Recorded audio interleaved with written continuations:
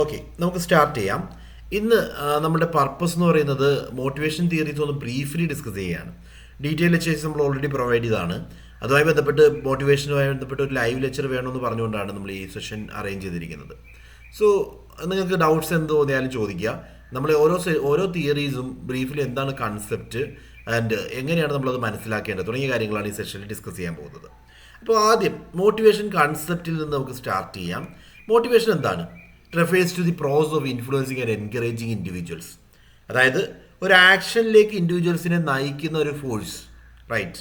അവരെ കൊണ്ട് കാര്യങ്ങൾ ചെയ്യിപ്പിക്കുക, അതുവഴി നമ്മളുടെ ഓർഗനൈസേഷൻ ഗോൾസ് അച്ചീവ് ചെയ്യിപ്പിക്കുക. ഇതാണ് യഥാർത്ഥത്തിൽ മോട്ടിവേഷൻ കൺസെപ്റ്റ് കൊണ്ട് ഉദ്ദേശിക്കുന്നത്. അവരെ കൊണ്ട് എഫേർട്ട് എടുപ്പിക്കാൻ വേണ്ടി ഒന്നെങ്കിൽ ഒരു പോസിറ്റീവ് ഫോഴ്സസോ അല്ലെങ്കിൽ നെഗറ്റീവ് ഫോഴ്സസോ നമ്മൾ ഉപയോഗിക്കും. പോസിറ്റീവ് മോട്ടിവേഷൻ അല്ലെങ്കിൽ നെഗറ്റീവ് മോട്ടിവേഷൻ. ഇത് കൂടാതെ മോട്ടിവേഷൻ എന്ന് പറയുന്നത് രണ്ട് രീതിയിൽ നമുക്ക് ക്ലാസിഫൈ ചെയ്യാം. ഇൻട്രിൻസിക് മോട്ടിവേഷനും എക്സ്ട്രിൻസിക് മോട്ടിവേഷനും. ഇൻട്രിൻസിക് മോട്ടിവേഷൻ എന്ന് പറഞ്ഞു കഴിഞ്ഞാൽ നമ്മുടെ ഉള്ളിൽ നിന്ന് വരുന്നതാണ്. ഒരു ഇൻറ്റേർണൽ ഡിസയർ. നമുക്കിപ്പോൾ സ്വയം തോന്നുവാണ് നമുക്കത് അച്ചീവ് ചെയ്യണം, നമ്മൾ ആഗ്രഹിക്കുന്ന ഒരു കാര്യം, അത് നമുക്ക് ഇൻറ്റേർണൽ ഡിസയർ തരും. ലൈക്ക് നമുക്ക് പെയിൻറ്റിങ് ഇഷ്ടമാണെങ്കിൽ നമ്മൾ പെയിൻറ്റ് ചെയ്യാൻ ആഗ്രഹിക്കും, റൈറ്റ്? ആ പെയിൻറ്റിങ് കംപ്ലീറ്റ് ചെയ്യുമ്പോൾ will get A intrinsic motivation. അതിനെയാണ് ഇൻട്രിൻസിക് മോട്ടിവേഷൻ എന്ന് പറയുന്നത്. എക്സ്ട്രിൻസിക് മോട്ടിവേഷൻ എന്ന് പറഞ്ഞാൽ എക്സ്റ്റേണൽ ഫോഴ്സസ് വഴി, ലൈക്ക് നമുക്കൊരു റിവാർഡ് കിട്ടുമെന്നുള്ള പ്രതീക്ഷയിൽ അല്ലെങ്കിൽ നമുക്ക് പണിഷ്മെൻറ്റ് വരാനുള്ള സാധ്യതയുണ്ടെന്നുള്ള പേടിയിൽ നമ്മൾ എന്ത് ചെയ്യുന്നു? കാര്യങ്ങൾ ചെയ്യുന്നു. ഇതാണ് എക്സ്ട്രിൻസിക് മോട്ടിവേഷൻ. എക്സ്റ്റേണൽ ഫോഴ്സസ് ഉപയോഗിച്ചുകൊണ്ടോ അല്ലെങ്കിൽ കോൺസിക്വൻസസ് വെച്ചുകൊണ്ടോ നമ്മൾ എന്ത് ചെയ്യും? ഇൻഡിവിജ്വൽസ് ടാസ്ക് പെർഫോം ചെയ്യുകയാണെങ്കിൽ അത് എക്സ്ട്രിൻസിക് മോട്ടിവേഷൻ കൺസെപ്റ്റിൽ ഉൾപ്പെടുത്താം, റൈറ്റ്? സോ ജസ്റ്റ് മോട്ടിവേഷൻ എന്താണെന്ന് മാത്രം നമ്മൾ പറഞ്ഞു. മോട്ടിവേഷൻ്റെ രണ്ട് ടൈപ്പുകൾ ഓർക്കുക, ഇൻട്രിൻസിക്കും എക്സ്ട്രിൻസിക്കും ഓർക്കുക. ഇൻട്രിൻസിക് എന്ന് പറഞ്ഞാൽ നമ്മുടെ ഉള്ളിൽ നിന്ന് തന്നെ നമുക്ക് സ്വയം തോന്നുന്നതാണ് ഇൻട്രിൻസിക്, ഒരു സെൽഫ് സാറ്റിസ്ഫാക്ഷൻ എന്ന് പറയാം. വേറെ എക്സ്ട്രിൻസിക് എന്ന് പറഞ്ഞാൽ എക്സ്റ്റേണൽ ഫോഴ്സുകൾ ഉപയോഗിച്ചുകൊണ്ട് നമ്മൾ മോട്ടിവേറ്റ് ചെയ്യുകയാണെങ്കിൽ that is called extrinsic motivation. Okay, ഇനി മോട്ടിവേഷൻ തിയറീസിലേക്ക് വരുമ്പോൾ ഏറ്റവും തിയറീസിനെ നമ്മൾ രണ്ടായിട്ട് ക്ലാസിഫൈ ചെയ്യും: കണ്ടന്റ് തിയറീസും പ്രോസസ് തിയറീസും. കണ്ടന്റ് തിയറീസ് എന്ന് പറഞ്ഞു കഴിഞ്ഞാൽ ബേസിക്കലി എന്താണ് മോട്ടിവേഷൻ എന്ന് പറഞ്ഞു വയ്ക്കുന്നവയാണ് കണ്ടന്റ് തിയറീസ്. പ്രോസസ് തിയറീസ് ആണെങ്കിൽ എങ്ങനെ മോട്ടിവേറ്റ് ചെയ്യപ്പെടും എന്നാണ് പ്രോസസ് തിയറിയിൽ പറയുന്നത്. മോട്ടിവേഷൻ എങ്ങനെയാണ് ഒരു ഇൻഡിവിജ്വൽ ക്രിയേറ്റ് ചെയ്യപ്പെടുന്നതെന്ന് ചിന്തിച്ചു കഴിഞ്ഞാൽ അത് പ്രോസസ് തിയറിയാണ്. വേറാസ് എന്താണ് മോട്ടിവേഷൻ, വാട്ട് ഈസ് മോട്ടിവേഷൻ എന്നാണ് നമ്മൾ പറയുന്നതെങ്കിൽ that is called content theories. കേട്ടോ? സോ കണ്ടന്റ് തിയറിയിൽ ആദ്യത്തെ തിയറിയാണ് മാസ്ലോസ് നീഡ് ഹൈറാർക്കി തിയറി. എല്ലാവർക്കും ഫെമിലിയർ ആയിട്ടുള്ളൊരു തിയറിയാണ്, right? So Maslow 1943 Abraham H Maslow ഈ ഒരു സൈക്കോളജിക്കൽ തിയറി ആയിട്ട് വന്നത്. ഈ സൈക്കോളജിക്കൽ തിയറി യഥാർത്ഥത്തിൽ മാനേജ്മെൻറ്റിലും മറ്റ് പല ഡിസിപ്ലിൻസിലും ഉപയോഗിക്കാവുന്ന ഒരു തിയറി ആയിട്ട് മാറി. ആൻഡ് ഈ തിയറിയിൽ 5 ലെവൽസ് ഓഫ് നീഡ്സിനെ പറ്റിയാണ്, ഒരു പിരമിഡ് സ്ട്രക്ചർ അദ്ദേഹം പറയുന്നു. ഈ 5 ലെവൽസ് ഓഫ് നീഡ്സ് എന്ന് പറഞ്ഞാൽ ഏറ്റവും ബേസിക് ലെവൽ ഫിസിയോളജിക്കൽ നീഡ്സ്, അതിനുശേഷം സേഫ്റ്റി ആൻഡ് സെക്യൂരിറ്റി നീഡ്സ്, പിന്നെ social needs, love and belonging എന്ന് പറയാം, social needs, then self esteem, അതായത് എസ്റ്റീം നീഡ്സ് എന്ന് പറയും. സെൽഫ് എസ്റ്റീമും എസ്റ്റീംഡ് ബൈ അതേഴ്സും ഉണ്ട്. അതേപോലെ സെൽഫ് ആക്ച്വലൈസേഷൻ, നമ്മളെ കൊണ്ട് അച്ചീവ് ചെയ്യാൻ പറ്റുന്നതിൻ്റെ മാക്സിമം, നമ്മൾ ആഗ്രഹിക്കുന്നതിൻ്റെ മാക്സിമത്തിലെത്തുന്ന സ്റ്റേജാണ് സെൽഫ് ആക്ച്വലൈസേഷൻ. അപ്പോൾ എബ്രഹാം എച്ച് മാസ്ലോയുടെ ഈ തിയറിയിൽ നമ്മൾ ഓർക്കേണ്ട ഏറ്റവും ഇമ്പോർട്ടൻ്റ് ആയിട്ടുള്ള പോയിന്റ്, ഇവിടെ അദ്ദേഹം പറയുന്ന ഒരു റിജിഡ് ഹൈറാർക്കിയാണ്. ഓക്കെ, അതായത് ഈ ലോവർ ലെവൽ നീഡ്സ് അറ്റൈൻ ചെയ്താൽ മാത്രമേ ഹയർ ലെവൽ നീഡിലേക്ക് പോകൂ. ഇവിടെ ഒരു കൃത്യമായിട്ടുള്ള ഓർഡർ ഉണ്ട്, right? So physiological need attain ചെയ്ത് കഴിഞ്ഞാൽ പിന്നീട് ഇതിലേക്ക് പോവും, സേഫ്റ്റി നീഡ്സിലേക്ക് പോവും.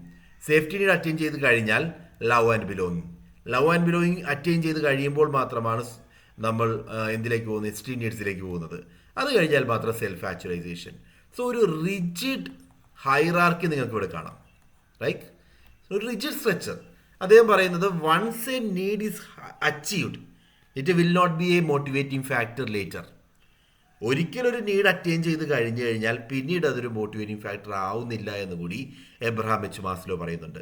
അതായത് ഫിസിയോളജിക്കൽ നീഡ്സ് അറ്റൈൻ ചെയ്ത ഒരു ഇൻഡിവിജ്വലിന് പിന്നീട് ഫിസിയോളജിക്കൽ നീഡ്സ് വെച്ചിട്ട് നമുക്ക് മോട്ടിവേറ്റ് ചെയ്യാൻ പറ്റില്ല. അദ്ദേഹം സേഫ്റ്റി നീഡ്സ് ആയിരിക്കും പിന്നീട് ആഗ്രഹിക്കുന്നത്.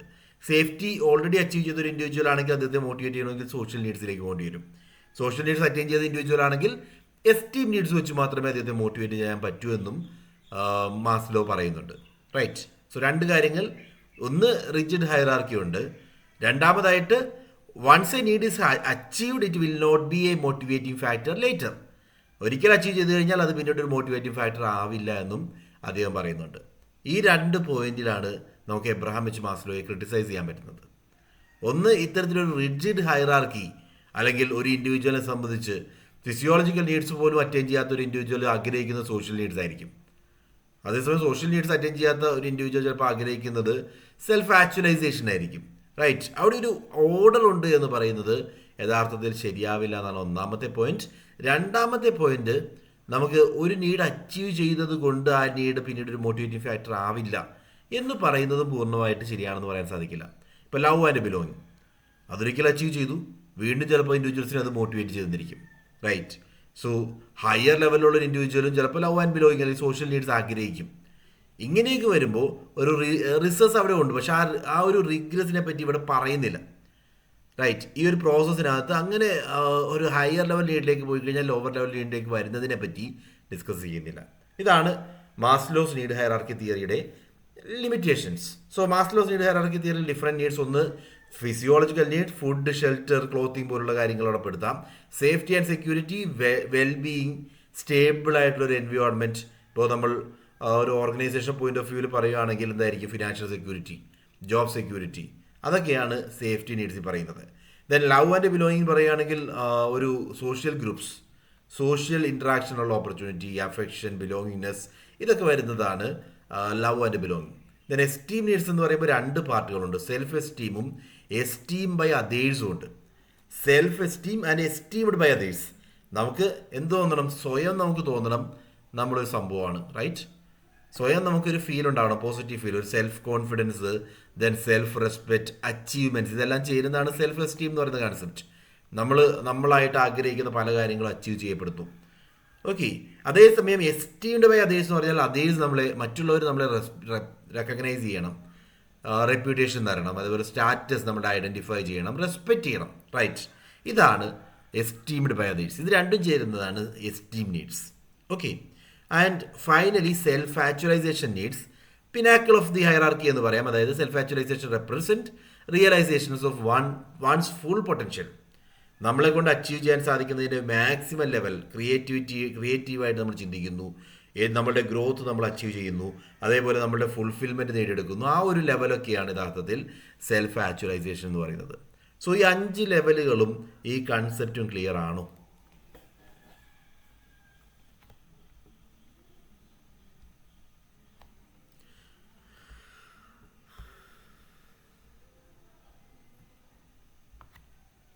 ഓക്കെ, ശരി. സോ ആ ഒരു ഏരിയയിൽ നിങ്ങൾ ഓർക്കേണ്ട പോയിന്റുകൾ ഞാൻ പോയിന്റ് ചെയ്തിട്ടുണ്ട്.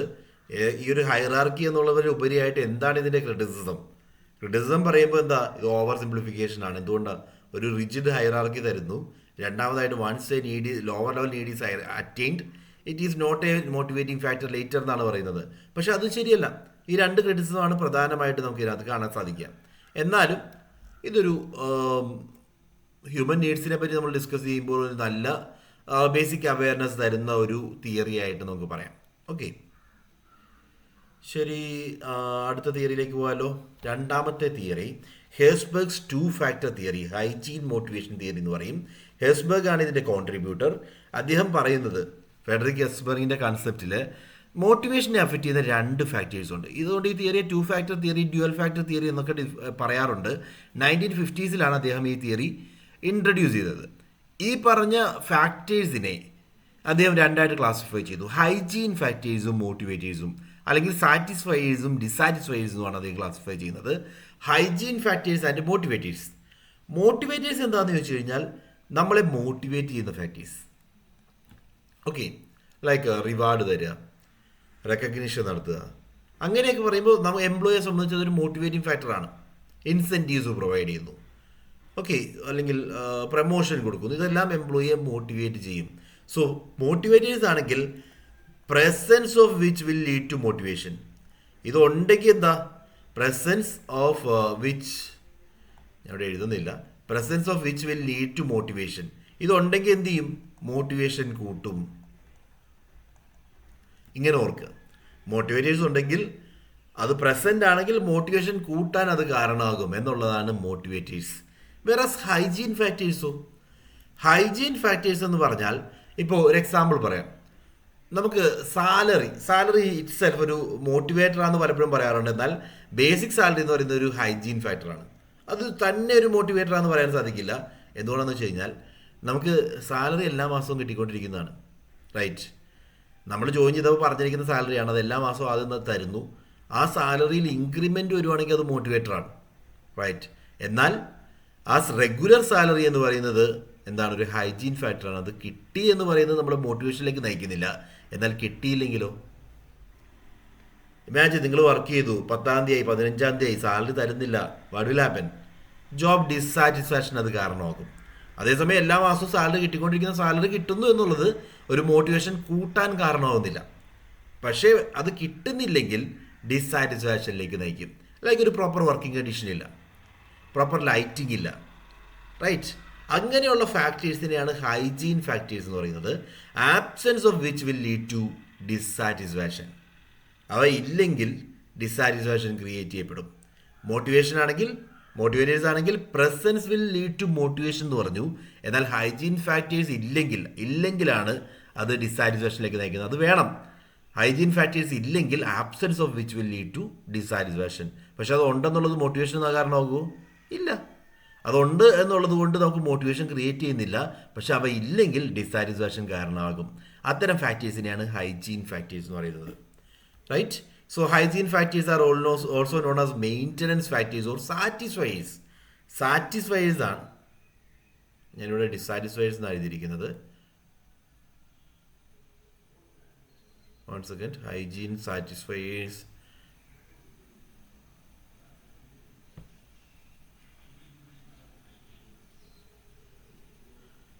ഓക്കെ, ആ ഒരു ടേമിൽ കൺഫ്യൂഷൻ വന്നു പെട്ടെന്ന്. Anyway, hygiene and motivating factor concept ഓർക്കുക. ഇവ ഇല്ലെങ്കിൽ absence of which will lead to dissatisfaction എന്നുള്ളതാണ് ഓർക്കേണ്ടത്. They are essential for preventing job dissatisfaction. അവ ഉണ്ടെങ്കിൽ ജോബ് ഡിസാറ്റിസ്ഫാക്ഷൻ തടയാൻ സാധിക്കും. There are presence alone will not lead to higher level of motivation.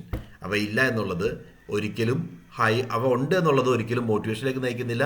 പക്ഷെ അവ ഇല്ലെങ്കിൽ ഡിസാറ്റിസ്ഫാക്ഷന് കാരണമാകും. അതുകൊണ്ടാണ് ഇതിനെ ഡിസാറ്റിസ്ഫയേഴ്സ് എന്ന് പറയുന്നത്. Hygiene factors are also known as ഡിസാറ്റിസ്ഫയർ.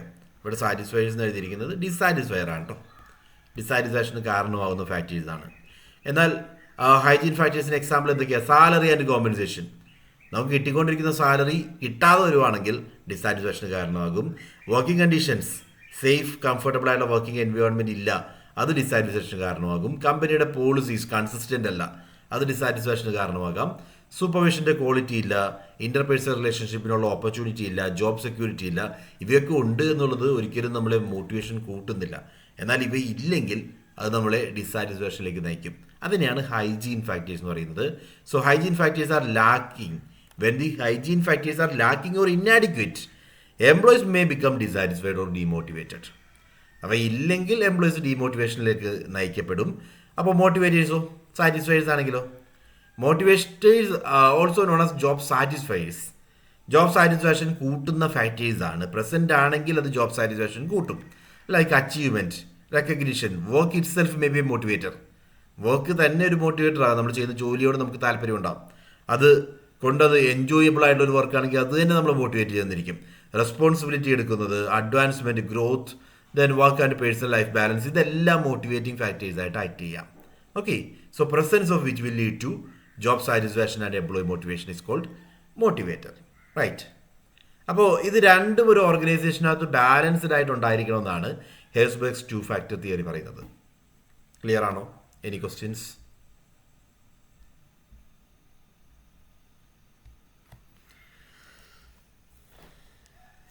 ഇപ്പോൾ രണ്ടും ഉണ്ടായിരിക്കണം കേട്ടോ.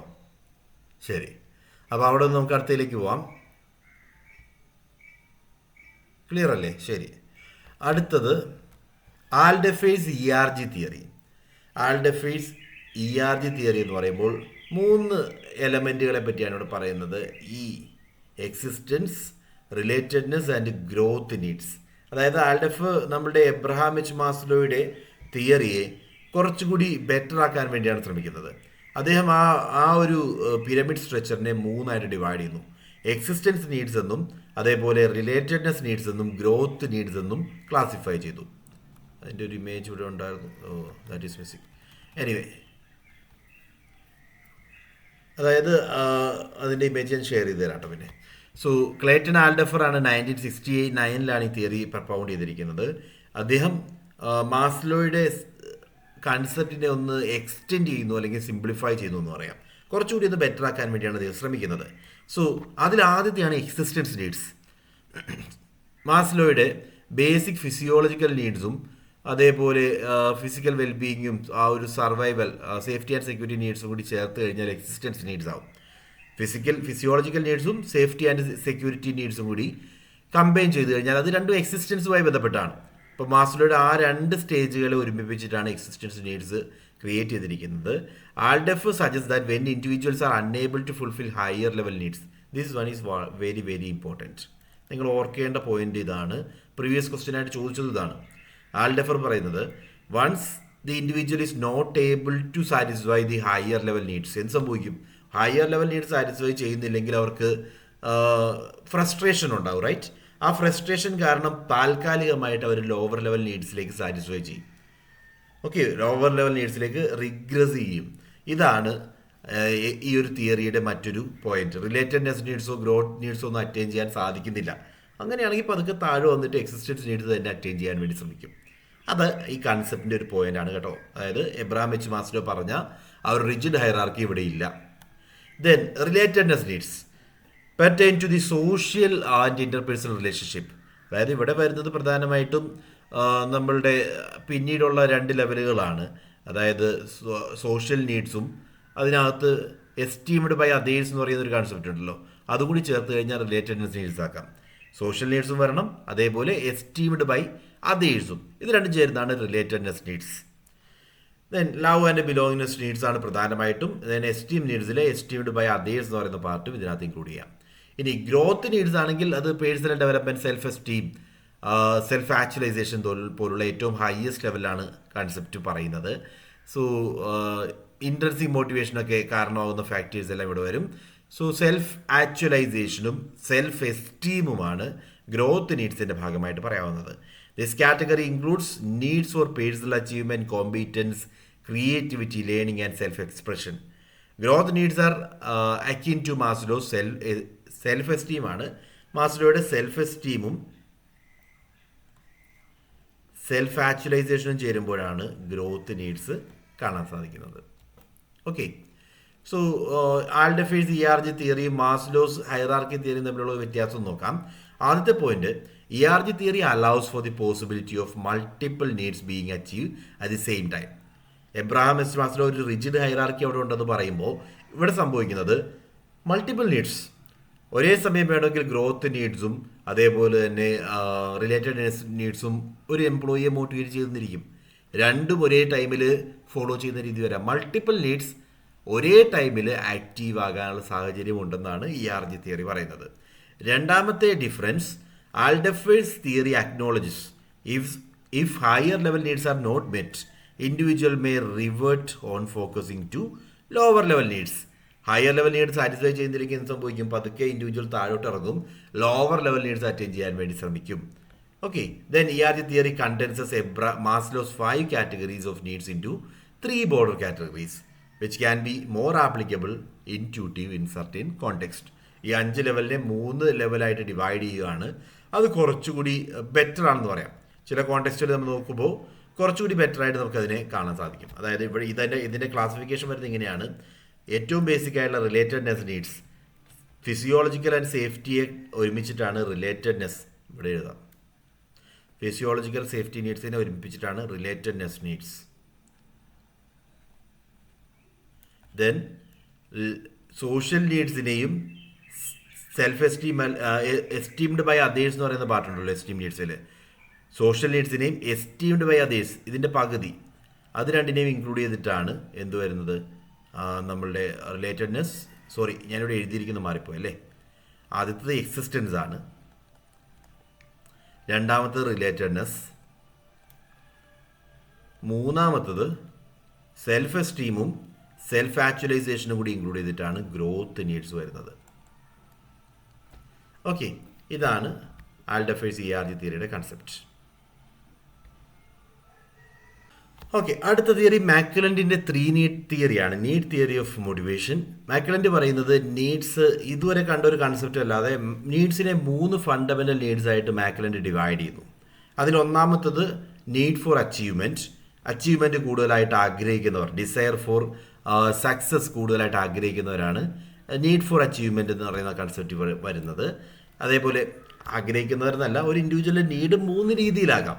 ഒന്ന് നീഡ് ഫോർ അച്ചീവ്മെന്റ്, രണ്ടാമതായിട്ട് നീഡ് ഫോർ അഫിലിയേഷൻ, മറ്റുള്ള ഒരു സോഷ്യൽ റിലേഷൻഷിപ്പ് ആഗ്രഹിക്കുന്നവർ എന്ന് പറയാം, കമ്പാനിയൻഷിപ്പ്, ടീം വർക്കൊക്കെ ആഗ്രഹിക്കുന്നവരാണ് നീഡ് ഫോർ അഫിലിയേഷൻ കൂടുതലായിട്ട് വരുന്നവർ. The need for power, control ചെയ്യാൻ വേണ്ടി ആഗ്രഹിക്കുന്നവർ, മറ്റുള്ളവരെ കൺട്രോൾ ചെയ്യാനും ഒരു ഇമ്പാക്റ്റ് ഉണ്ടാക്കാനും ഒക്കെ ആഗ്രഹിക്കുന്നവരാണ് നീഡ് ഫോർ പവർ കൂടുതലായിട്ടുള്ളവർ. സോ ഈ 3 കാര്യങ്ങളും ഒരു ഇൻഡിവിജ്വൽ ഉണ്ടായിരിക്കും. ഈ 3 നീഡും ഒരു ഇൻഡിവിജ്വലിൽ നമുക്ക് കാണാൻ സാധിക്കുന്നതാണ് ഈ തിയറി പറയുന്നത്. ആ 3 നീഡുകളിൽ ഏതാണോ ഫ്രം ടൈം ടു ടൈം ഏതാണോ ഏറ്റവും കൂടുതലായിട്ട് നിൽക്കുന്നത്. ഇപ്പോൾ ഒരു ഇൻഡിവിജ്വലിനെ സംബന്ധിച്ച് നീഡ് ഫോർ അച്ചീവ്മെൻ്റ് ആണ് കൂടുതലായിട്ട് നിൽക്കുന്നതെങ്കിൽ അവർ ചലഞ്ചുകൾ ഏറ്റെടുക്കാൻ തയ്യാറാവും, റൈറ്റ്. അതേസമയം അവർക്ക് സക്സസ് വേണമെന്ന് ആഗ്രഹിക്കും. അപ്പോൾ അച്ചീവ്മെൻറ്റ്സ് റെക്കഗ്നൈസ് ചെയ്യുകയും ചലഞ്ചിങ് ജോബ്സ് കൊടുക്കുകയും ചെയ്യുകയാണെങ്കിൽ അവരെ നമുക്ക് മോട്ടിവേറ്റ് ചെയ്യാൻ സാധിക്കും.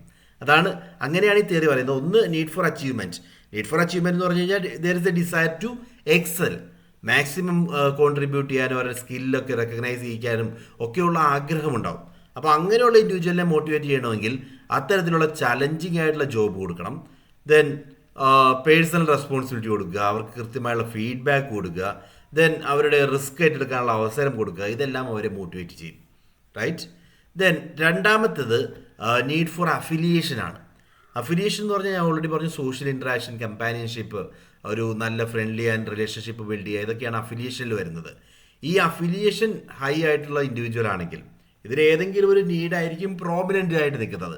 ചില ആളുകൾക്ക് നീഡ് ഫോർ അച്ചീവ്മെൻ്റ് ആയിരിക്കും പ്രോമിനൻ്റ് ആയിട്ട് നിൽക്കുന്നത്. അവരെ എന്ത് ചെയ്യണം? അവർക്ക് ചലഞ്ചിങ് ടാസ്കുകളൊക്കെ കൊടുക്കുമ്പോൾ അവർ ക്രിയേറ്റീവായിട്ട് ചിന്തിക്കുകയും കോൺട്രിബ്യൂട്ട് ചെയ്യുകയും മോട്ടിവേറ്റഡ് ആവുകയും ചെയ്യും. അതേപോലെ അഫിലിയേഷനാണ് കൂടുതലായിട്ട് നിൽക്കുന്നതെങ്കിൽ അവർക്ക് എന്ത് ചെയ്യണം? ഇൻ്റർപേഴ്സണൽ റിലേഷൻഷിപ്പിനുള്ള ഓപ്പർച്യൂണിറ്റി കൊടുക്കണം, ടീം വർക്കുകൾ കൊടുക്കുക, കോൺഫ്ലിക്റ്റ് ഒഴിവാക്കാനുള്ള സാഹചര്യങ്ങൾ ഒരുക്കുക, ദെൻ അതേപോലെ തന്നെ കൃത്യമായിട്ടുള്ള റൂൾസും റെഗുലേഷൻസും കൊടുക്കുക. That will help them. Okay, collaborate activities ഒക്കെ വരുമ്പോൾ അതുവഴി അവർക്ക് കൂടുതൽ കോൺട്രിബ്യൂട്ട് ചെയ്യാൻ സാധിക്കും. ദെൻ നീഡ് ഫോർ പവർ കൂടുതലായിട്ട് നിൽക്കുന്ന ഇൻഡിവിജ്വൽ ആണെങ്കിൽ അവർക്ക് എന്ത് വേണം? റോൾസ് വേണം, ലീഡർഷിപ്പ് വേണം, അതോറിറ്റി ഉപയോഗിക്കാൻ ആഗ്രഹിക്കുന്നവരാണ്. സോ അത്തരത്തിലുള്ള അതോറിറ്റി യൂസ് ചെയ്യാൻ പറ്റുന്ന സാഹചര്യങ്ങൾ, ലീഡർഷിപ്പ് കൊടുക്കുകയാണെങ്കിൽ ദേ വിൽ ബി മോട്ടിവേറ്റഡ്.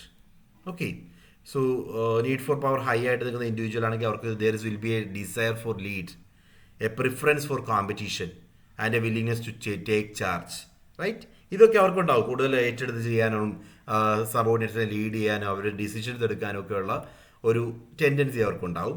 അതിനുള്ള അവസരങ്ങൾ ഒരുക്കിയാൽ അവർ ഹൈലി മോട്ടിവേറ്റഡ് ആവും, right. So this theory suggest that these 3 needs vary among individuals. അതിൽ ഏതെങ്കിലും ഒന്നാണ് ഒരു ഇൻഡിവിജ്വൽ ഉള്ളതെന്നല്ല. ഈ പറയുന്ന നീഡ്സ് എന്ന് പറയുന്നത് എല്ലാ ഇൻഡിവിജ്വലിലും ഉണ്ട്. ആ നീഡ് വേരി ചെയ്യും.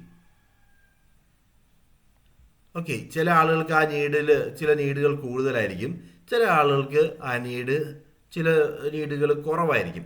സോ ആ രീതിയിലൊരു വേരിയേഷൻ അവിടെ ഉണ്ടാവുന്നതാണ് തിയറി പറയുന്നത്. ഓക്കെ, ഓർഗനൈസേഷൻ എംപ്ലോയിയുടെ ഡോമിനന്റ് നീഡ് എന്താണെന്ന് കണ്ടെത്തി ആ നീഡിനനുസരിച്ചിട്ടുള്ള അവസരങ്ങൾ ഒരുക്കുകയാണെങ്കിൽ ദേ വിൽ ബി മോട്ടിവേറ്റഡ്. ഇതാണ് മാക്ലൻസ് നീഡ് തിയറി. ക്ലിയർ ആണോ? സോ 4 തിയറീസ് നമ്മൾ പറഞ്ഞു. Any questions?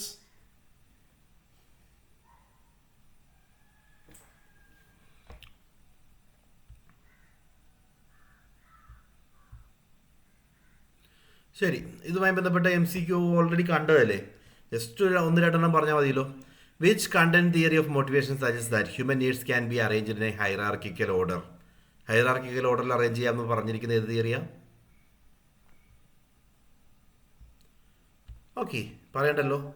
ഹൈറാർക്കിക്കൽ ഓർഡറിൽ അറേഞ്ച് ചെയ്യാമെന്ന് പറയുന്നത് മാസ്ലോസ് നീഡ് ഹൈറാർക്കി തിയറിയാണ്, right. Then according to Herzberg's 2-factor theory there are 2 categories of factors that influence job satisfaction and dissatisfaction. ഏതൊക്കെയാണ് ആ categories? Motivators and hygiene factors. Which theory of motivation developed by David McClelland focus on need for achievement, need for affiliation and power? അത് മാക്ലൻസ് need theory എന്ന് മാത്രം പറയുകയാണെങ്കിൽ അത് identify ചെയ്യുക കേട്ടോ.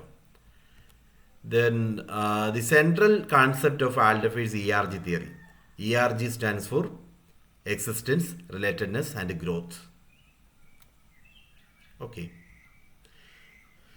So ഇത്തരത്തിലുള്ള ക്വസ്റ്റ്യൻസ് നമ്മളോട് ചോദിക്കാറുണ്ട്. അപ്പോൾ ഒരു ഐഡിയ തരാൻ വേണ്ടിയാണ് കുറച്ച് സാമ്പിൾ ക്വസ്റ്റ്യൻസ് കാണിച്ചത്. ഇനി നമ്മൾ നേരെ പോകുന്നത് പ്രോസസ് തിയറീസ് ഓഫ് മോട്ടിവേഷൻ. അപ്പോൾ കണ്ടന്റ് തിയറീസ് മനസ്സിലായി. പ്രോസസ് എന്താ? കണ്ടന്റ് തിയറീസ് എന്ന് പറഞ്ഞാൽ വാട്ടാണ്, എന്താണെന്നുള്ളതാണ് ഡിസ്കസ് ചെയ്യുന്നതെങ്കിൽ പ്രോസസ് തിയറിയിൽ ഹൗ മോട്ടിവേഷൻ ഈസ് ക്രിയേറ്റഡ്, എങ്ങനെയാണ് മോട്ടിവേറ്റഡ് ആവുന്നത് എന്ന് ചിന്തിക്കുകയാണെങ്കിൽ അതാണ് പ്രോസസ് തിയറീസ്. സോ പ്രോസസ് തിയറിയിൽ ആദ്യത്തത് എക്സ്പെക്റ്റൻസി തിയറിയാണ്. എക്സ്പെക്റ്റൻസി തിയറി എന്ന് പറഞ്ഞാൽ 3 ലെവൽ, വിക്ടർ റൂമാണ് ഇത് കോൺട്രിബ്യൂട്ട് ചെയ്തിരിക്കുന്നത്. ഇവിടെ ഓരോ ഇൻഡിവിജ്വലിൻ്റെയും ചോയ്സ് അല്ലെങ്കിൽ decisions will be depending upon 3 important points. ഒന്ന് അദ്ദേഹത്തിൻ്റെ എക്സ്പെക്റ്റൻസി, 2 ഇൻസ്ട്രുമെൻറ്റാലിറ്റി ആൻഡ് ബാലൻസ്. എന്താണ് എക്സ്പെക്റ്റൻസി എന്ന് പറഞ്ഞാൽ, expectancy refers to the belief that their effort will lead to successful completion of the task. ഞാൻ എഫേർട്ട് എടുത്തു കഴിഞ്ഞാൽ പെർഫോമൻസ് നടക്കും. ഈ വിശ്വാസത്തെയാണ് എക്സ്പെക്റ്റൻസി എന്ന് പറയുന്നത്.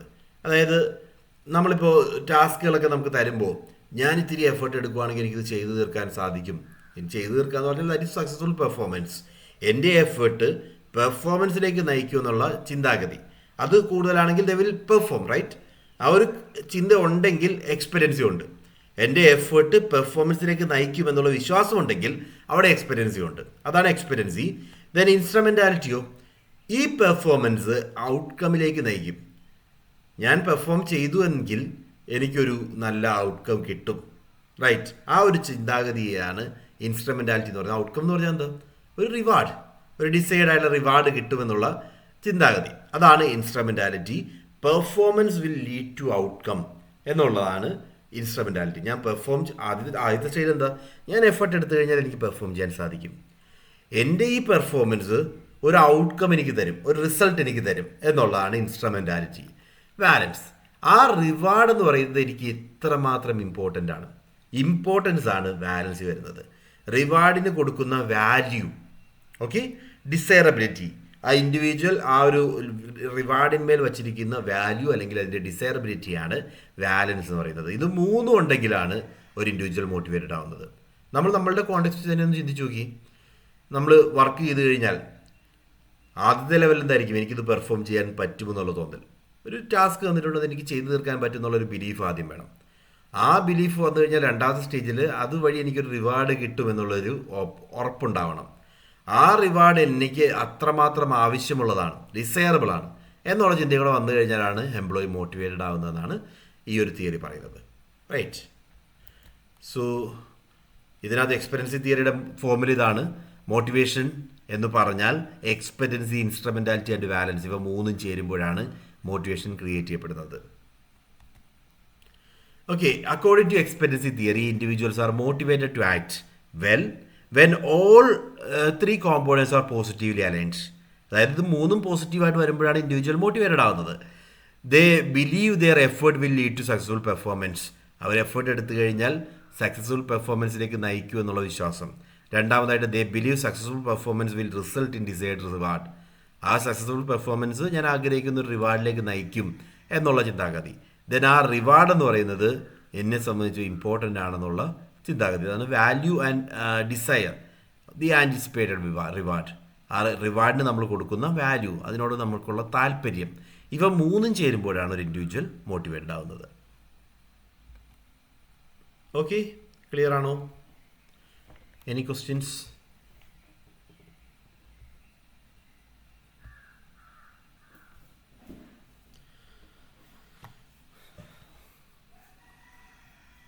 ശരി, അപ്പോൾ ഇനി അടുത്തത് ഗോൾ സെറ്റിംഗ് തിയറിയാണ്. ഗോൾ സെറ്റിംഗ് തിയറി എന്ന് പറഞ്ഞാൽ കൃത്യമായിട്ട് നിർവചിക്കപ്പെട്ട ഗോൾസ് ഉണ്ടെങ്കിൽ എംപ്ലോയീസ് മോട്ടിവേറ്റഡ് ആവുമെന്നാണ് ഈ തിയറി പറയുന്നത്. സോ ഒരു പ്രോപ്പർ വേയിൽ ഗോൾ സെറ്റിംഗ് നടത്തിയാൽ തന്നെ എംപ്ലോയീസിനെ നമുക്ക് മോട്ടിവേറ്റ് ചെയ്യാം. So goal setting theory is a motivational theory that emphasizes the importance of setting specific and challenging goals in driving human performance and motivation. So it was developed by Edwin Locke and Gary Lotham. അവർ രണ്ടുപേരും ചേർന്നിട്ടാണ് ഈ theory propose ചെയ്തിരിക്കുന്നത്. 1960s. Okay, എന്താണ് ഈ theory കൊണ്ട് ഉദ്ദേശിക്കുന്നതെന്ന് പറഞ്ഞാൽ ആദ്യം പറഞ്ഞു, കൃത്യമായിട്ട് നിർവചിക്കപ്പെട്ട ചാലഞ്ചിങ് ആയിട്ടുള്ള ഗോളുകൾ എംപ്ലോയീസിന് കിട്ടിയാൽ അത് ചെയ്തു തീർക്കാൻ വേണ്ടി അവർക്ക് എന്തായിരിക്കും ഒരാഗ്രഹം ഉണ്ടാവും, അത് ചെയ്തു തീർക്കണം എന്നുള്ളത് അവരെ മോട്ടിവേറ്റ് ചെയ്യാം. അപ്പോൾ ആ ഗോൾ സെറ്റിംഗ് ഇമ്പോർട്ടൻ്റ് ആണ്. ഗോൾസ് എങ്ങനെയായിരിക്കണം? ഒന്ന്, ഗോൾ സ്പെസിഫിസിറ്റി. ഗോൾസ് എന്ന് പറയുന്നത് ക്ലിയർ ആയിരിക്കണം, സ്പെസിഫിക് ആയിരിക്കണം, വെൽ ഡിഫൈൻഡ് ആയിരിക്കണം. കൃത്യമായിട്ട് നിർവചിക്കപ്പെട്ട ഗോളുകൾ, ഒരു കൺഫ്യൂഷനും ആംബിഗ്വിറ്റിയും ചാൻസ് ഇല്ലാത്ത വ്യക്തമായിട്ടുള്ള ഗോളുകളുണ്ടെങ്കിൽ എംപ്ലോയീസ് മോട്ടിവേറ്റഡ് ആവും. അതാണ് ഗോൾ സ്പെസിഫിസിറ്റി. രണ്ടാമതായിട്ട് ഗോൾ ചാലഞ്ച്. ഈ ഗോൾ എന്ന് പറയുന്നത് ചാലഞ്ചിങ് ആയിരിക്കണം, ബട്ട് അച്ചീവബിൾ ആയിരിക്കണം. അതായത് റെഗുലർ ഗോളുകൾ സെറ്റ് ചെയ്യുന്നതുകൊണ്ട് എംപ്ലോയീസിനെ അത് മോട്ടിവേറ്റ് ചെയ്യണമെന്നില്ല. അതേസമയം അറ്റൈൻ ചെയ്യാൻ കുറച്ച് ബുദ്ധിമുട്ടുള്ളതും എന്നാൽ അറ്റൈൻ ചെയ്യാൻ സാധിക്കുന്നതുമായിട്ടുള്ള ഗോൾസാണ് എംപ്ലോയീസിന് സെറ്റ് ചെയ്യേണ്ടത്. അൺഅച്ചീവബിൾ ആയിട്ടുള്ള ഒരു ഗോൾ സെറ്റ് ചെയ്യുകയാണെങ്കിൽ that will lead to frustration, അതവരെ മടുപ്പിലേക്ക് നയിക്കും. അതേസമയം എന്ത് വേണം? അച്ചീവ് ചെയ്യാൻ സാധിക്കണം, കുറച്ച് ബാക്കി എല്ലാവർക്കും അച്ചീവ് ചെയ്യാൻ പറ്റുന്നൊന്നും ആവരുത്. അങ്ങനെയുള്ള ചലഞ്ചിങ് ഗോൾസാണ് എപ്പോഴും സെറ്റ് ചെയ്യേണ്ടത്. മൂന്നാമതായിട്ട് ഗോൾ കമ്മിറ്റ്മെൻറ്റ്. എംപ്ലോയീസിനെ ഭാഗത്ത് നിന്നും എന്താ വേണ്ടത് വെച്ചാൽ individuals are more likely to be motivated when they are committed to achieving their goals. Commitment involves strong desire and dedication to achieve to reaching the goal. ആ ഗോളിലേക്ക് എംപ്ലോയീസ് കമ്മിറ്റഡ് ആയിരിക്കണം. So 3 ലെവലായി. മൂന്നാമത്തെ പോയിന്റ് പറയുന്നത് എംപ്ലോയീസിൻ്റെ ഭാഗത്തു നിന്നും commitment ensure ചെയ്യാൻ സാധിക്കണം. അവരുടെ ആ ഗോൾ അച്ചീവ് ചെയ്ത് കഴിഞ്ഞാൽ അവർക്ക് എന്തെങ്കിലും ഒരു ബെനിഫിറ്റ് കിട്ടണം, അല്ലെങ്കിൽ ആ ഗോൾ എന്ന് പറയുന്നത് അവരെ സംബന്ധിച്ച് വളരെ ഇമ്പോർട്ടൻ്റ് ആവണം, ഡിസയറബിൾ ആകണം. ആ ഒരു രീതിയിലായാൽ മാത്രമേ എംപ്ലോയീസിൻ്റെ കമ്മിറ്റ്മെൻറ്റ് നമുക്ക് എൻഷുർ ചെയ്യാൻ സാധിക്കും. സോ 3ാമത്തെ ലെവലിൽ നമുക്ക് ഗോൾ കമ്മിറ്റ്മെൻറ്റ് ആവശ്യമാണ്. Then feedback. Regular feedback. എംപ്ലോയീസിന് പ്രോപ്പർ ഫീഡ്ബാക്ക് കൊടുക്കുന്നത് വഴി അവരുടെ പെർഫോമൻസ് ട്രാക്കിലേക്ക് കൊണ്ടുവരാൻ സാധിക്കും. എന്തെങ്കിലും ഡീവിയേഷൻസ് ഉണ്ടെങ്കിൽ റെക്ടിഫിക്കേഷൻസ് നടത്താനും സാധിക്കും. Task complexity. കോംപ്ലക്സിറ്റി എന്ന് പറയുമ്പോൾ ഓർക്കേണ്ടത് ടാസ്ക് 2 രീതിയിലാക്കാം. സിമ്പിൾ ടാസ്കുകളുമാകാം, കോംപ്ലക്സ് ടാസ്കുകളുമാകാം. സിമ്പിൾ ടാസ്കുകളാണെങ്കിൽ അതിൻ്റെ നമ്പർ കൂട്ടിയിട്ട് ചലഞ്ച് ക്രിയേറ്റ് ചെയ്യുക, ചലഞ്ചിങ് ആക്കുക. അവർ ചെയ്യുന്ന ജോബ് എന്ന് പറയുന്നത് വളരെ സിമ്പിളാണ്. അപ്പോൾ ചെയ്തുകൊണ്ടിരിക്കുന്ന ആ ടാസ്കിൻ്റെ നമ്പർ കൂട്ടുന്നത് വഴി കുറച്ചുകൂടി ചലഞ്ചിങ് ആക്കാൻ സാധിക്കും.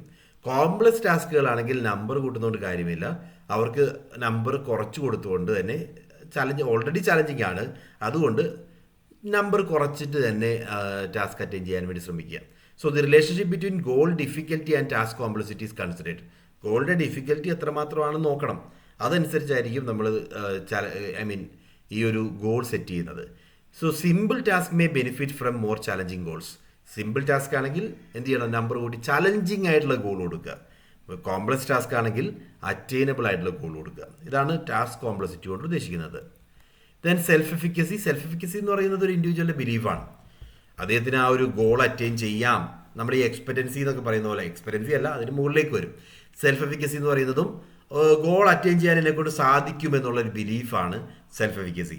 അതും ഗോൾ സെറ്റിങ്ങിൽ ഒരു ഇമ്പോർട്ടൻറ്റ് റോൾ പ്ലേ ചെയ്യുന്നുണ്ട്. സെൽഫ് എഫിക്കസി ഹൈ ആണെങ്കിൽ എംപ്ലോയി മോട്ടിവേറ്റഡ് ആകും, ഗോളിൽ തന്നെ നിലനിൽക്കാൻ അത് കാരണമാകും.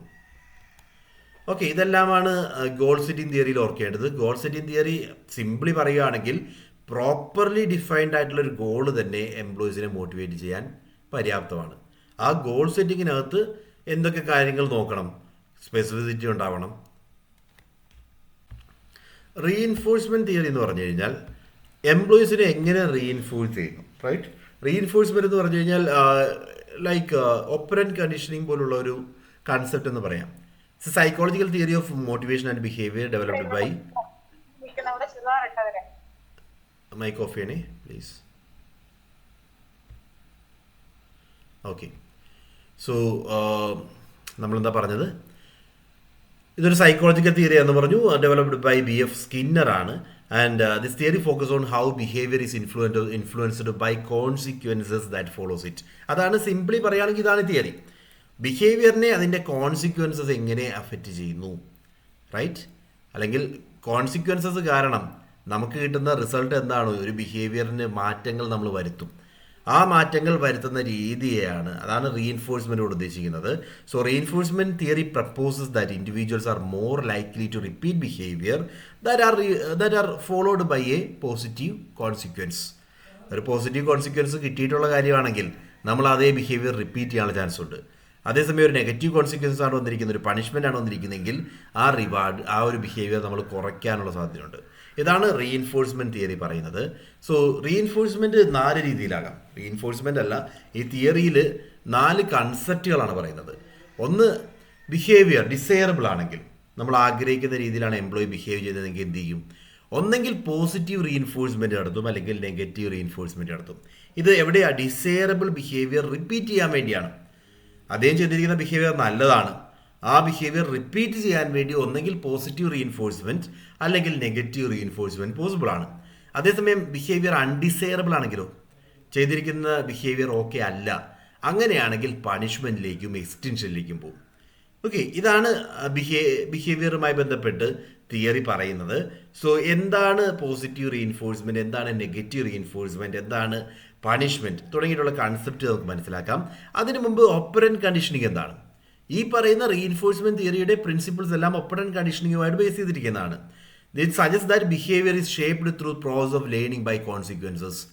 കോൺസിക്വൻസസിൽ നിന്നും നമുക്ക് കിട്ടിയിരിക്കുന്ന റിസൾട്ടുകൾ എന്താണ്? ഒരു ബിഹേവിയർ നടത്തി, അത് കാരണം എന്താണോ റിസൾട്ടായിട്ട് വന്നിരിക്കുന്നത്, ആ ഒരു കോൺസിക്വൻസസിനെ ബേസ് ചെയ്തിട്ട് നമ്മൾ വീണ്ടും വീണ്ടും പഠിക്കുന്നുണ്ട്, നമ്മുടെ ബിഹേവിയറിൽ മാറ്റങ്ങൾ വരുത്തുന്നുണ്ട് എന്നാണ് ഓപ്പറന്റ് കണ്ടീഷനിങ് തിയറിയും പറയുന്നത്.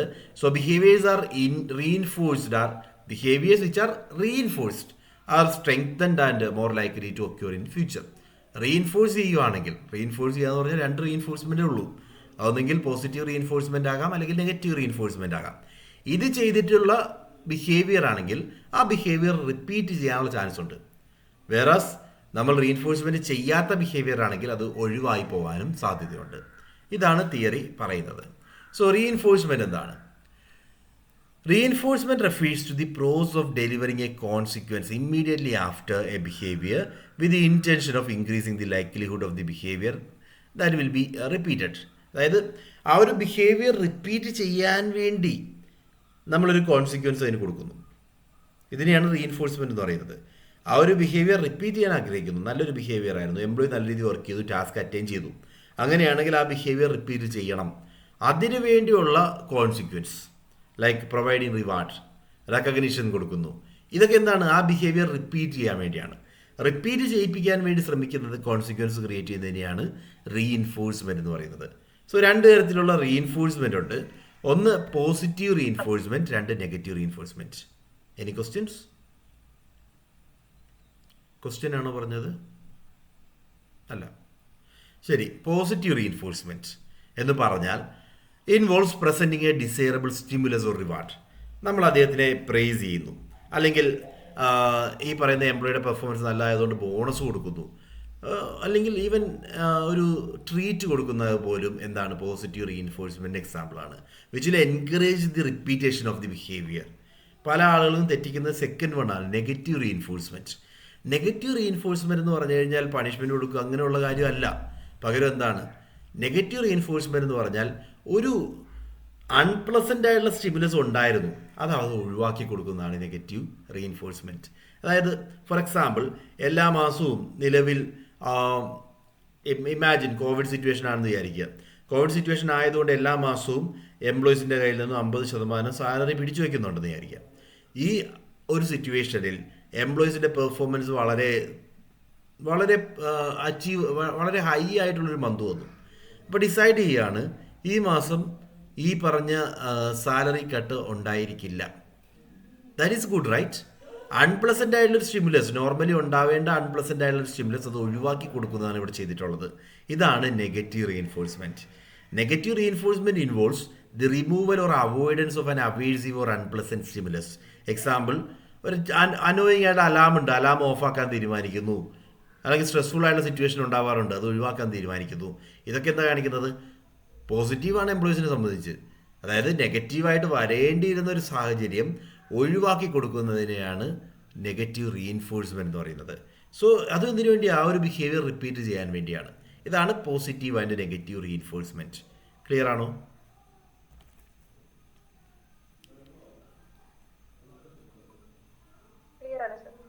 ശരി, ഇത് ക്ലിയർ ആണെങ്കിൽ അടുത്തത്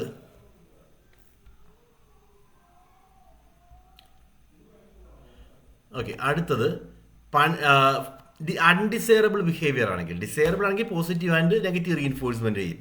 അൺഡിസൈറബിൾ ബിഹേവിയർ ആണെങ്കിൽ ഒന്ന് പണിഷ്മെൻറ്റ്, റിമൂവൽ, റൈറ്റ്? ഒരു ഡിസൈറബിൾ ആയിട്ടുള്ള സ്റ്റിമുലസ് കൊടുക്കുന്നില്ല എന്ന് പറഞ്ഞു കഴിഞ്ഞാൽ അവർക്ക് കിട്ടുന്ന സാലറിയിൽ നിന്ന് കട്ട് ചെയ്യാൻ തീരുമാനിക്കുന്നു. എന്താ സംഭവിക്കുക? ഒരു പണിഷ്മെൻ്റ് ആണത്. ഓർ അവരുടെ ബെനിഫിറ്റ് കുറയ്ക്കുന്നു, എംപ്ലോയിയെ ക്രിട്ടിസൈസ് ചെയ്യുന്നു, അങ്ങനെയൊക്കെ വരുമ്പോൾ അതൊരു പണിഷ്മെൻറ്റ് കൺസെപ്റ്റിനകത്ത് പെടുത്താം. So behaviour to removal of ഒന്നെങ്കിൽ എന്താകാം presentation of an aversive stimulus, ഒരു ശരിയല്ലാതെ ഒരു തടയുന്ന രീതിയിലുള്ള സ്റ്റിമുലസ് കൊണ്ടുവരുന്നു, അൺപ്രസൻ്റ് ആയിട്ടുള്ള സ്റ്റിമുലസ് കൊണ്ടുവരുന്നു, അല്ലെങ്കിൽ ഡിസൈറബിൾ ആയിട്ട് കിട്ടേണ്ടിയിരുന്ന ഒരു സ്റ്റിമുലസ് ബോണസ് കൊടുക്കാറുള്ളതാണ്, ബോണസ് ഒഴിവാക്കുന്നു. ഇങ്ങനെയൊക്കെ ചെയ്യുവാണെങ്കിൽ അത് പണിഷ്മെൻ്റ് ആണ്. എന്തിനു വേണ്ടിയാണ് ചെയ്യുന്നത്?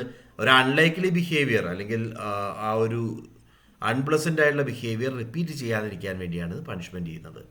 ദെൻ വാട്ട് അബൌട്ട് പണിഷ്മെൻറ്റുകൾ പറഞ്ഞാൽ എക്സ്റ്റൻഷൻ എന്താണെന്ന് അറിയണം.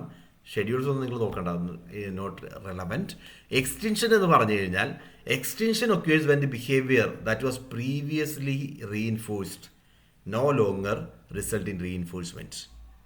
മനസ്സിലായോ? നമ്മൾ നേരത്തെ റീഇൻഫോഴ്സ് ചെയ്തിരുന്ന ബിഹേവിയറാണ്. ആ ഒരു വർക്ക് ചെയ്തപ്പോൾ അവർ ചെയ്തിരിക്കുന്നതിനകത്ത് നമ്മൾ റിവാർഡ് കൊടുത്തു അല്ലെങ്കിൽ റെക്കഗ്നൈസ് ചെയ്തിരുന്ന ഒരു ബിഹേവിയറാണ്. പക്ഷേ ആ ബിഹേവിയർ നമ്മളിനി വേണ്ട എന്ന് വയ്ക്കുകയാണ്, ഇനി റീഇൻഫോഴ്സ് ചെയ്യേണ്ടെന്ന് തീരുമാനിക്കുകയാണ്. ബിക്കോസ് എന്തുകൊണ്ടായിരിക്കും റീഇൻഫോഴ്സ് ചെയ്യേണ്ടെന്ന് തീരുമാനിക്കുന്നത്? നമ്മുടെ ഓർഗനൈസേഷനിൽ മുമ്പ് ആ ഒരു ബിഹേവിയർ റീഇൻഫോഴ്സ് ചെയ്തിരുന്നതാണ്, പക്ഷേ ഇപ്പോൾ ആ ഒരു ബിഹേവിയർ റീഇൻഫോഴ്സ് ചെയ്യേണ്ട, ഒഴിവാക്കുന്നു, നമുക്ക് ആ ഒരു ബിഹേവിയർ ഇനി വേണ്ട എന്നാണെങ്കിൽ അതിന് കൊടുത്തിരുന്ന ആ ഒരു റീഇൻഫോഴ്സ്മെൻറ്റ് ഒരു റിവാർഡ് ആകാം, അല്ലെങ്കിൽ അൺപ്ലസൻ്റ് ആയ സ്റ്റിമുലസ് ഒഴിവാക്കുന്നതാകാം, അത്തരത്തിലുള്ള സിറ്റുവേഷൻ അങ്ങ് മാറ്റുകയാണ്. ഇനി നിങ്ങൾക്ക് അങ്ങനെ ഒരു ബെനിഫിറ്റ് കിട്ടുന്നില്ല എന്ന് പറഞ്ഞാൽ ആ ബിഹേവിയർ ഒഴിവാക്കാനാണല്ലോ. ഇതിനെയാണ് എക്സ്റ്റൻഷൻ എന്ന് പറയുന്നത്. Extension occurs when a behaviour that was previously reinforced, മുമ്പ് റീഇൻഫോഴ്സ് ചെയ്തിരുന്ന ബിഹേവിയർ ആണ്, no longer results in reinforcement, ഇനി അങ്ങോട്ടേക്ക് റീഇൻഫോഴ്സ്മെൻറ്റ് അതിന് കൊടുക്കുന്നില്ല. Over time this behaviour is no long which is no longer reinforced is likely to decrease and eventually disappear. ഇങ്ങനെ reinforcement നടത്താതെ വരുമ്പോൾ പതുക്കെ പതുക്കെ ആ ബിഹേവിയർ കുറയുകയും ഇവഞ്ച്വലി ഓവർ ടൈം ആ ഒരു ബിഹേവിയർ ഒഴിവാകുകയും ചെയ്യും. ഇതാണ് എക്സ്റ്റൻഷൻ. ഓക്കെ, എക്സ്റ്റൻഷൻ എന്ന് പറഞ്ഞാൽ കഴിഞ്ഞ വർഷം വരെ നമ്മൾ ഇമാജിൻ ഒരു എക്സാമ്പിൾ പറയുകയാണെങ്കിൽ എംപ്ലോയീസ് ഡെയിലി ബേസിൽ അവർ അച്ചീവ് ചെയ്യുന്ന ടാർഗറ്റുകളെ നമ്മൾ റെക്കഗ്നൈസ് ചെയ്തിരുന്നു, അവർക്കൊരു ചെറിയ റിവാർഡൊക്കെ കൊടുത്തിരുന്നു. പക്ഷേ ആ ടാർഗറ്റുകൾ നമ്മളിപ്പോൾ ആ ഒരു സെയിം ലെവലിലുള്ള ടാർഗറ്റ് അല്ല ആഗ്രഹിക്കുന്നത്, അതിനേക്കാൾ കൂടുതൽ ടാർഗറ്റ് ആണെങ്കിൽ എന്ത് ചെയ്യും? പ്രീവിയസ്ലി ആ ഒരു ലെവലിൽ നമ്മൾ ടാർഗറ്റ് അച്ചീവ് ചെയ്തു എന്ന് പറഞ്ഞ് എംപ്ലോയീസിന് കൊടുത്തിരുന്ന റിവാർഡ് പതുക്കെ ഒഴിവാക്കുന്നു. This is called extension. മുമ്പ് കൊടുത്തിരുന്ന റീഇൻഫോഴ്സ്മെൻറ്റ് ഇപ്പോൾ തൽക്കാലം വേണ്ട എന്ന് വയ്ക്കുന്നതിനെയാണ് എക്സ്റ്റൻഷൻ എന്ന് പറയുന്നത്. ഓക്കെ, സോ ഈ 4 കൺസെപ്റ്റുകളും നിങ്ങൾ ഓർക്കണം: positive reinforcement, negative reinforcement, punishment and extension. പിന്നെ ഇത് എന്തിനു വേണ്ടി ഉപയോഗിക്കുന്നതെന്ന് വെച്ച് കഴിഞ്ഞാൽ ഷേപ്പിംഗ് ആണ്. അതായത് ബിഹേവിയർ നമ്മൾ ഓർഗനൈസേഷൻ ആഗ്രഹിക്കുന്ന രീതിയിൽ മോൾഡ് ചെയ്തെടുക്കുക. ഓപ്പറൻറ്റ് ലേണിംഗ് എന്ന് പറഞ്ഞില്ലേ, ഓപ്പറൻറ്റ് കണ്ടീഷനിങ് തിയറി, നമുക്ക് വേണ്ട രീതിയിൽ എംപ്ലോയീസിൻ്റെ ബിഹേവിയർ ഷേപ്പ് ചെയ്തെടുക്കാൻ വേണ്ടിയാണ് ഈ ടെക്നിക്ക് ഉപയോഗിക്കുന്നത്. That is called shaping. Then these are general terms that is not relevant. Anyway, എന്താണ് തിയറി എന്ന് മനസ്സിലായോ?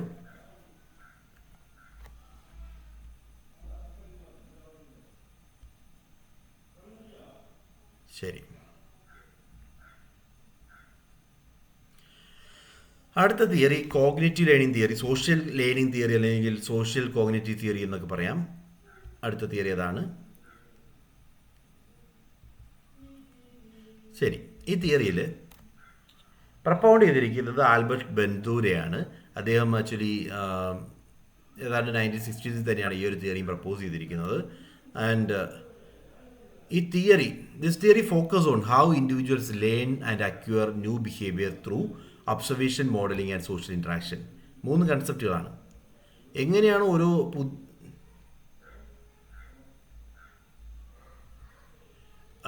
ഈ സെഷൻ റെക്കോർഡ് ആക്കാൻ വേണ്ടി ഞാൻ മാക്സിമം ട്രൈ ചെയ്യുന്നുണ്ട്.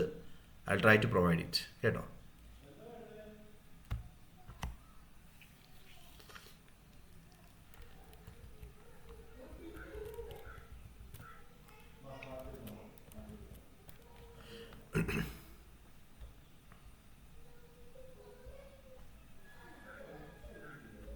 ശരി, സോ ഈ തിയറിയുടെ 2-3 പോയിന്റ്സ് പറയുകയാണെങ്കിൽ, ഒന്ന് ഒബ്സർവേഷനാണ്. അതായത് മറ്റുള്ളവരെ നമ്മൾ ഒബ്സർവ് ചെയ്യും, അവരെ നമ്മൾ കോപ്പി ചെയ്യും. അവരുടെ ബിഹേവിയർ പോസിറ്റീവ് ആണെന്ന് തോന്നിക്കഴിഞ്ഞാൽ ആ ബിഹേവിയർ മുമ്പ് ബെനിഫിറ്റ്സ് കിട്ടിയിട്ടുണ്ടെങ്കിൽ ആ ബിഹേവിയർ കോപ്പി ചെയ്യാനുള്ള ചാൻസസ് ഉണ്ട്. ഇതാണ് കോഗ്നിറ്റീവ് സോഷ്യൽ ലേണിംഗ് തിയറി എന്നുള്ള കൺസെപ്റ്റോട് ഉദ്ദേശിക്കുന്നത്. This theory focus on how individuals learn and acquire new behaviour through observation, modelling and social interaction. So ആദ്യത്തെ ലെവലിൽ ഒബ്സർവേഷനാണ്. Observational learning. It's also known as modelling or vicarious learning. അതായത് ഇവിടെ actually സംഭവിക്കുന്നത് എന്താ, the central concept social cognitive theory it involves acquiring new behaviours or information by observing others. മറ്റുള്ളവർ അവരുടെ കോൺസിക്വൻസസും ആയിട്ട് നമ്മൾ നോക്കുന്നു. ഒരു ഇൻഡിവിജ്വൽ നല്ല രീതിയിൽ പെർഫോം ചെയ്തു, അപ്പോൾ അദ്ദേഹത്തെ മാനേജ്മെൻറ്റ് വിളിച്ച് അഭിനന്ദിക്കുകയാണ്, നമ്മളത് കാണുന്നു. അപ്പോൾ അദ്ദേഹത്തിൻ്റെ പെർഫോമൻസും അദ്ദേഹത്തിൻ്റെ കിട്ടിയിരിക്കുന്ന റിവാർഡും നമ്മൾ ഒബ്സർവ് ചെയ്യുന്നു. ഇതാണ് ആക്ച്വലി ഒബ്സർവേഷണൽ ലേണിംഗ് എന്ന് പറയുന്നത്. മേ ബി പോസിറ്റീവും ആകാം നെഗറ്റീവും ആകാം ആ രീതിയിൽ ഒബ്സർവേഷൻ വയ്ക്കുന്നത്. ഒബ്സർവേഷൻ ചെയ്ത് കഴിഞ്ഞാൽ അടുത്തത് മോഡലിംഗ് ആണ്. അദ്ദേഹത്തെ ഒരു മോഡലാക്കി വയ്ക്കുന്നു. Modelling refers to the process of imitating or emulating the behaviours or actions of others. ആ പറഞ്ഞ ഇൻഡിവിജ്വൽ അല്ലെങ്കിൽ റിയൽ ഇൻഡിവിജ്വൽ ആകാം, അല്ലെങ്കിൽ മീഡിയയിലെ ക്യാരക്ടേഴ്സ് ആകാം, സോ ഇപ്പോൾ ടി വി ക്യാരക്ടേഴ്സോ സിനിമ ക്യാരക്ടേഴ്സോ ഒക്കെ ആകാം. അവരുടെ ബിഹേവിയർ പോസിറ്റീവായിട്ട് നമ്മളെ ഇൻഫ്ലുവൻസ് ചെയ്തിട്ടുണ്ടെങ്കിൽ അത് നമ്മൾ കോപ്പി ചെയ്യാൻ വേണ്ടി ശ്രമിക്കും. ഇമിറ്റേഷൻ, അതിനെയാണ് മോഡലിംഗ് എന്ന് പറയുന്നത്. മോഡലിംഗ് കഴിഞ്ഞാൽ അടുത്തത് റെസിപ്രോക്കൽ ഡിറ്റർമിനിസം എന്ന് പറയുന്ന കൺസെപ്റ്റാണ്. അതായത് 3 കാര്യങ്ങൾ തമ്മിൽ റിലേറ്റഡ് ആണ്. ഒന്ന്, ഈ തിയറി പറയുന്നത് behaviour, this theory proposes that behaviour is influenced by continuous interaction between 3 കാര്യങ്ങളാണ്. ബിഹേവിയറിനെ 3 കാര്യങ്ങൾ അഫക്റ്റ് ചെയ്യും. ഒന്ന്, നമ്മളുടെ personal factors like cognitive process, നമ്മളുടെ ചിന്താഗതികളും ചിന്തയുമായി ബന്ധപ്പെട്ട മെമ്മറിയുമായി ബന്ധപ്പെട്ട കാര്യങ്ങൾ, ബിലീഫ് ആൻഡ് ഇമോഷൻ, അതെല്ലാം പേഴ്സണൽ ഫാക്ടേഴ്സ് ആണ്. അതോടൊപ്പം environmental factors, social and physical context and the behaviour itself, നിലവിലുള്ള നമ്മളുടെ ബിഹേവിയർ. ഇത് 3ഉം എന്താണ്, ഇന്റർ കണക്റ്റഡ് ആണ്. ഇത് 3ഉം അങ്ങോട്ടും ഇങ്ങോട്ടും ഒരെണ്ണത്തിൽ മാറ്റം വന്നാൽ മറ്റൊന്നിൽ മാറ്റം വരും. അതാണ് ഈ റെസിപ്രോക്കൽ ഡിറ്റർമിനിസം കൊണ്ട് ഉദ്ദേശിക്കുന്നത്. പേഴ്സണൽ ഫാക്ടേഴ്സിൽ മാറ്റങ്ങൾ വരുവാണെങ്കിൽ, നമ്മുടെ ബിലീഫിലോ ഇമോഷൻസിലോ മാറ്റം വരുവാണെങ്കിൽ അതുവഴി നമ്മുടെ ബിഹേവിയറിൽ മാറ്റം വരാം. എൻവയോൺമെൻറ്റിനെ പറ്റിയുള്ള നമ്മുടെ ചിന്താഗതികളിൽ മാറ്റം വരാം. സോ എൻവയോൺമെൻറ്റൽ ഫാക്ടേഴ്സിന് മാറ്റം വന്നു കഴിഞ്ഞാൽ നമ്മുടെ ബിഹേവിയറിൽ വീണ്ടും മാറ്റം വരാം, പേഴ്സണൽ ഫാക്ടേഴ്സിൽ മാറ്റം വരാം. ഇതെല്ലാം ഇന്റർ റിലേറ്റഡ് ആണ് എന്നുള്ള കൺസെപ്റ്റാണ് ഇവിടെ വരുന്നത്. റെസിപ്രോക്കൽ ഡിറ്റർമിനിസം എന്ന് പറയും. Okay, so these factors all affect one another in a dynamic manner. Self എഫിക്കസിയും സോഷ്യൽ കോഗ്നിറ്റീവ് തിയറിയിലെ മറ്റൊരു കൺസെപ്റ്റാണ്. അതായത് നമ്മളുടെ ബിലീഫ്, നമ്മളെ കൊണ്ട് ഒരു ടാസ്ക് ചെയ്തു തീർക്കാൻ സാധിക്കുമെന്നുള്ള വിശ്വാസം, അതാണ് സെൽഫ് എഫിക്കസി പറയുന്നത്. അതും ഈ തിയറിയിലൊരു കൺസെപ്റ്റായിട്ട് പറയാം. ട്രയാഡിക് റെസിപ്രോക്കൽ കോസേഷൻ സെയിം ആണ്. റെസിപ്രോക്കൽ ഡിറ്റർമിനിസം എന്ന് പറഞ്ഞില്ലേ, അതായത് 3 എലമെൻറ്റുകൾ ഇന്റർ റിലേറ്റഡ് ആണ്. നമ്മുടെ പേഴ്സണൽ ഫാക്ടേഴ്സ്, നമ്മുടെ ബിഹേവിയർ സെൽഫ് ആൻഡ് എൻവയോൺമെൻറ്റ്. ഇതിൽ വരുന്ന ഓരോ മാറ്റങ്ങളും മറ്റ് ഫാക്ടേഴ്സിനെ അഫക്റ്റ് ചെയ്യുന്നുണ്ട്. ഓക്കെ, ഇതെല്ലാം നമ്മുടെ ബിഹേവിയറിനെ അഫക്റ്റ് ചെയ്യും. That's all. അതാണ് പറയുന്നത്. സോ ഒബ്സർവേഷണൽ ലേണിംഗ് എങ്ങനെയാണ് സംഭവിക്കുന്നത്? ബന്ധുര പറയുന്നത് 4 സ്റ്റേജുകളിലൂടെയാണ് ഒബ്സർവേഷണൽ ലേണിംഗ് നടക്കുന്നത്. ഒന്ന്, അറ്റൻഷൻ. ഒബ്സർവർ എന്ത് ചെയ്യും? ഒരു മോഡൽ അല്ലെങ്കിൽ ഒരു ഇൻഡിവിജ്വൽ ചെയ്തിരിക്കുന്ന കാര്യങ്ങളെ ഒബ്സർവ് ചെയ്യുന്നു, അറ്റൻഷൻ കൊടുക്കുന്നു. അറ്റൻഷൻ കൊടുത്തിരിക്കുന്ന കാര്യങ്ങൾ നമ്മൾ മനസ്സിൽ വെച്ചിട്ടുണ്ടാകും. Retention, observer must remember and retain the observe behaviour.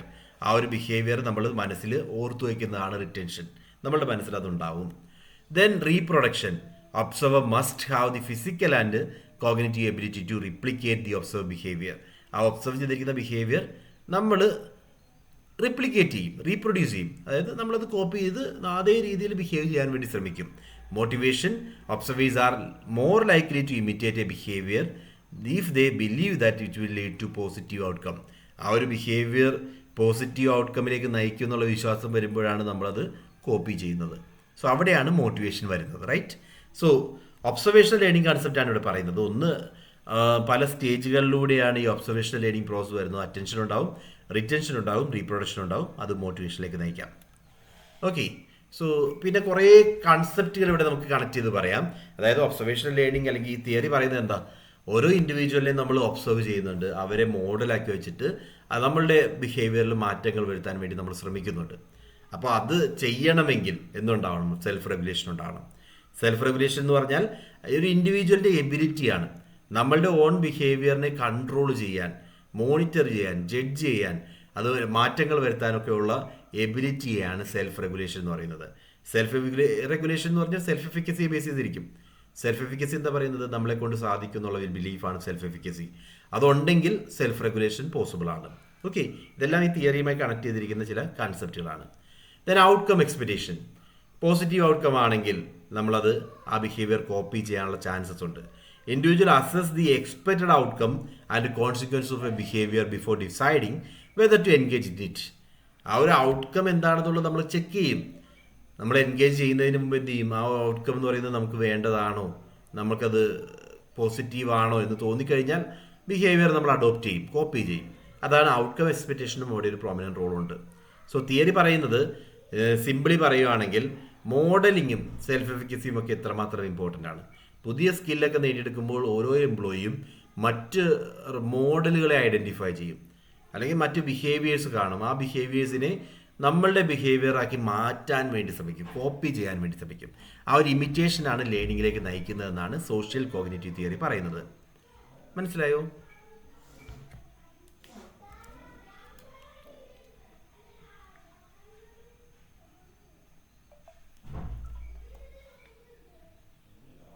Okay, hope it is clear, right? ശരി. അടുത്തത് ഇക്വിറ്റി തിയറിയാണ്. ഇക്വിറ്റി തിയറി എന്ന് പറഞ്ഞു കഴിഞ്ഞാൽ സിമ്പിൾ സെൻസിൽ പറയുകയാണെങ്കിൽ ഈ തിയറി പ്രപ്പോണ്ട് ചെയ്തിരിക്കുന്നത് സ്റ്റാൻസി ആദംസ് ആണ്, 1960s. ഇക്വിറ്റി എന്ന് പറഞ്ഞാൽ നമ്മളെ സംബന്ധിച്ച് ഓരോ വ്യക്തികളും ഇക്വാലിറ്റിക്ക് ഇമ്പോർട്ടൻസ് കൊടുക്കുന്നുണ്ട്. ഇക്വിറ്റി അല്ലെങ്കിൽ ഫെയർനെസ്സിന് ഇമ്പോർട്ടൻസ് കൊടുക്കുന്നുണ്ട്. ഫെയർനെസ്, ആ രണ്ട് ടേമുകൾ ഓർക്കുക. ബിക്കോസ് ഈ തിയറിയുടെ മാച്ച് ദി ഫോളോയിങ് ഒക്കെ വരാറ് ഇങ്ങനെയാണ്. ഇക്വിറ്റി അല്ലെങ്കിൽ ഫെയർനെസ് ആ വേണ്ടത്തുണ്ടാവും. അതായത് എപ്പോഴും നമുക്ക് കിട്ടുന്ന, നമ്മൾ കൊടുത്തിരിക്കുന്ന എഫേർട്ട്, ഇൻപുട്ട് എന്ന് പറയാം, അതിന് കിട്ടിയിരിക്കുന്ന ഔട്ട്കം, നമ്മൾ കൊടുത്തിരിക്കുന്ന എഫേർട്ട്, അതിന് കിട്ടിയ ഔട്ട്കം, അതിനെ ഐസൊലേഷനിലല്ല നമ്മൾ ഒരിക്കലും അസസ് ചെയ്യുന്നത്.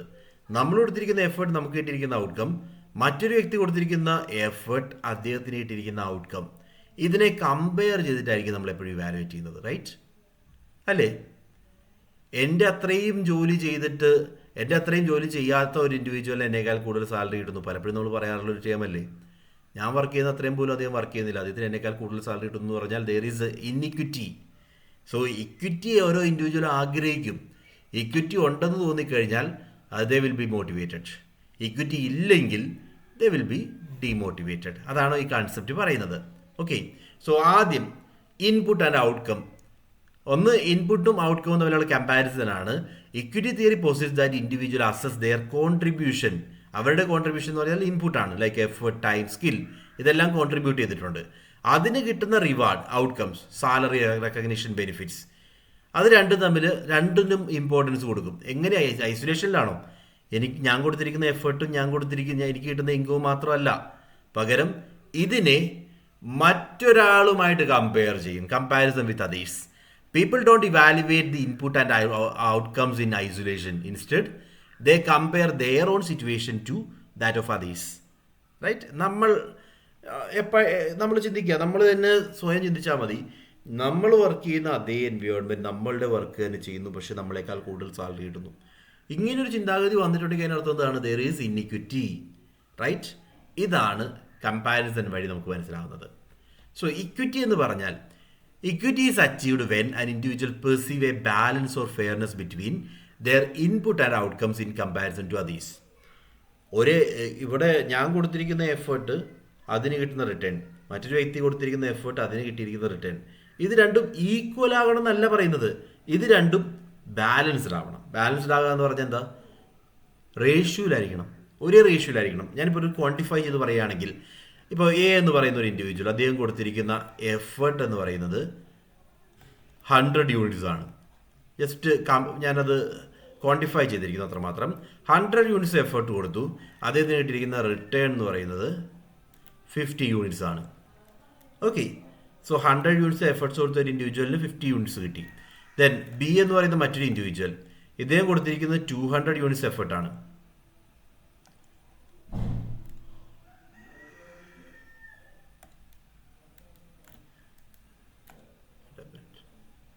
ഓക്കെ, 200 യൂണിറ്റ്സ് എഫേർട്ടാണ് കൊടുത്തിരിക്കുന്നത്, അദ്ദേഹത്തിന് കിട്ടിയിരിക്കുന്നത് 100 റിട്ടേൺ ആണ്. ഈസ് ഇറ്റ് ഇക്വിറ്റബിൾ ആണോ? തിങ്ക്, ഇത് ഇക്വിറ്റബിൾ ആണോ? ഞാൻ 100 യൂണിറ്റ്സ് എഫേർട്ട് കൊടുത്തു, എനിക്ക് 50 റിട്ടേൺ കിട്ടി. മറ്റൊരു വ്യക്തി 200 യൂണിറ്റ്സ് എഫേർട്ട് കൊടുത്തു, അദ്ദേഹത്തിന് 100 റിട്ടേൺ കിട്ടി. ഇക്വിറ്റി ഉണ്ടോ? യെസ്, ഇക്വിറ്റി ഉണ്ട്. എന്തുകൊണ്ടാണ്? ഞാൻ എടുത്ത എഫേർട്ടിൻ്റെ ഇരട്ടി എഫേർട്ട് അദ്ദേഹം എടുത്തിട്ടുണ്ട്. അതുകൊണ്ടാണ് അദ്ദേഹത്തിന് എൻ്റെ ഇരട്ടി റിട്ടേൺ കിട്ടിയിരിക്കുന്നത്. ഇങ്ങനെയാണെങ്കിൽ ഇക്വിറ്റി ഉണ്ട്. പക്ഷെ at the same time effort എന്ന് പറയുന്നത് രണ്ടുപേരുടെയും ഈക്വൽ ആണെങ്കിലോ? ഇമാജിൻ, ബി എന്ന് പറയുന്ന പാർട്ടിയും 100 യൂണിറ്റ്സ് ആണ് എഫർട്ട് എടുത്തത്, പക്ഷേ അദ്ദേഹത്തിന് കിട്ടിയിരിക്കുന്ന റിട്ടേൺ 100 ആണ്. ഞാൻ 100 യൂണിറ്റ്സ് എഫർട്ട് എടുത്തു, പക്ഷേ എനിക്ക് കിട്ടിയിരിക്കുന്ന റിട്ടേൺ 50 ആണ്. ഇക്വിറ്റി ഉണ്ടോ? ഇല്ല. റൈറ്റ്, ഇതാണ് ഇൻഇക്വിറ്റബിൾ ആയിട്ടുള്ള സിറ്റുവേഷൻ. ഓക്കെ, അപ്പോൾ ഇവിടെ പറയുന്നത് ഇതിനെ പറ്റിയാണ്, ഈ റേഷ്യോ ഈക്വൽ ആയിരിക്കണം. സോ 100:50 എന്ന് പറഞ്ഞാൽ ദാറ്റ് ഈസ് 1:2, റൈറ്റ്? തിരിച്ചു പറയാം, 50:100, 1/2. അതേപോലെ തന്നെ 100:200 എന്ന് പറഞ്ഞാൽ അതും 1/2 ആണ്. രണ്ടിടത്തും റേഷ്യോ ഒന്നാണ്. റേഷ്യോ ഒന്നായാൽ മതി. ഓക്കെ, സോ റേഷ്യോ ഒന്നാകുന്ന ആ ഒരു കൺസെപ്റ്റാണ് ഇവിടെ വേണ്ടത്.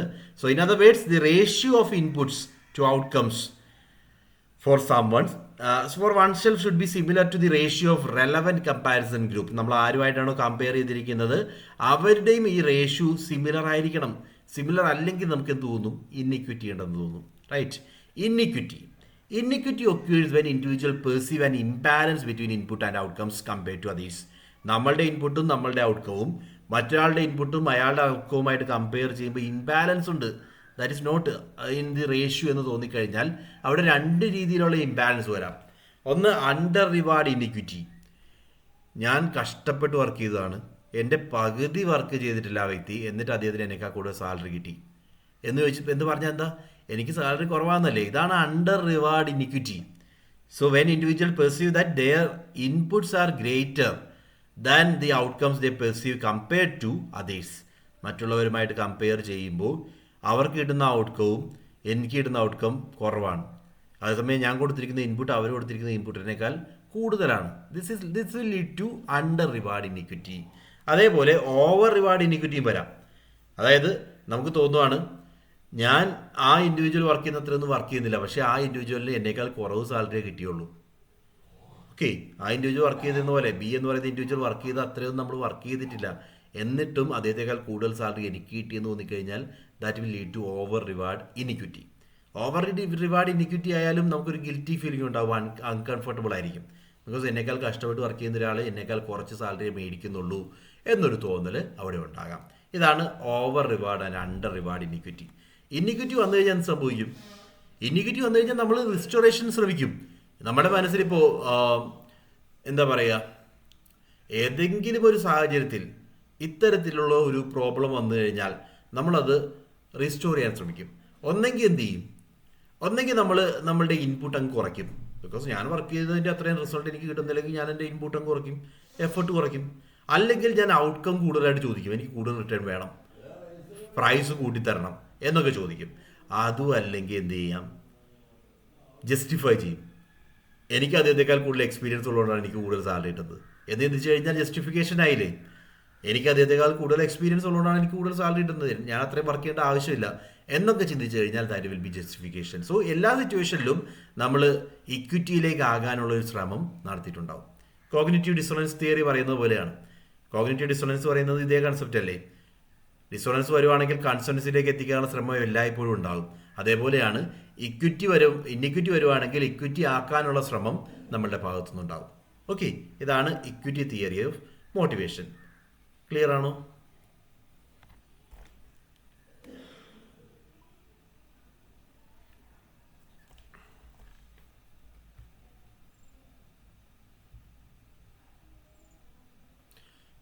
ശരി,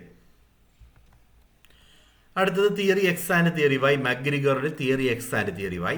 സിംപ്ലി പറയാം, മക്ഗ്രിഗോർ തിയറി എക്സും തിയറി വൈ എന്ന് പറയുന്നത്, അദ്ദേഹം തിയറി എക്സിൽ കുറേ നെഗറ്റീവ് അസംഷൻസ് പറയുകയാണ്. എംപ്ലോയീസിനെ പറ്റിയുള്ള negative assumptions. Average human beings ലേസിയാണ്, അവർ വർക്ക് ഏറ്റെടുത്ത് ചെയ്യാൻ തയ്യാറാവില്ല, അവരൊരിക്കലും റെസ്പോൺസിബിലിറ്റി ഏറ്റെടുക്കില്ല. അങ്ങനെയാണെങ്കിൽ അവർക്ക് കൃത്യമായിട്ടുള്ളൊരു അതോറിറ്റേറിയൻ സ്റ്റൈൽ ലീഡർഷിപ്പ് മാത്രമേ അവരെ കൊണ്ട് കാര്യങ്ങൾ ചെയ്യിപ്പിക്കാൻ സാധിക്കൂ. അതോറിറ്റേറിയൻ, റൈറ്റ്, ഓട്ടോക്രാറ്റിക്, ആ ഒരു സ്റ്റൈലിൽ അവരെ കൊണ്ട് കൃത്യമായിട്ട് ജോബുകൾ അസൈൻ ചെയ്താൽ മാത്രമേ അവർ കാര്യങ്ങൾ ചെയ്യൂ. ഇതാണ് തിയറി എക്സ് പറയുന്നത്. തിയറി എക്സ് എന്ന് പറഞ്ഞാൽ മൈക്രോ മാനേജിങ് ആണ്. ഓരോ ലെവലിൽ നമ്മൾ കൃത്യമായിട്ട് മാനേജ് ചെയ്യണം. ഇൻഡിവിജ്വൽസ് ലേസിയാണ്, മോട്ടിവേഷൻ കുറവാണ്, അവർ പെർഫോം ചെയ്യില്ല, വർക്ക് ഇഷ്ടമല്ല, റെസ്പോൺസിബിലിറ്റി ഏറ്റെടുക്കില്ല, അങ്ങനെയുള്ള എംപ്ലോയീസിന് വേണ്ടിയാണ് തിയറി എക്സ്. അത് ഓതോറിറ്റേറിയൻ സ്റ്റൈലാണ് ഫോളോ ചെയ്യുന്നത്, ഓട്ടോക്രാറ്റിക് ലീഡർഷിപ്പ് സ്റ്റൈൽ. എന്നാൽ തിയറി വൈ പറയുന്നത് പോസിറ്റീവാണ്.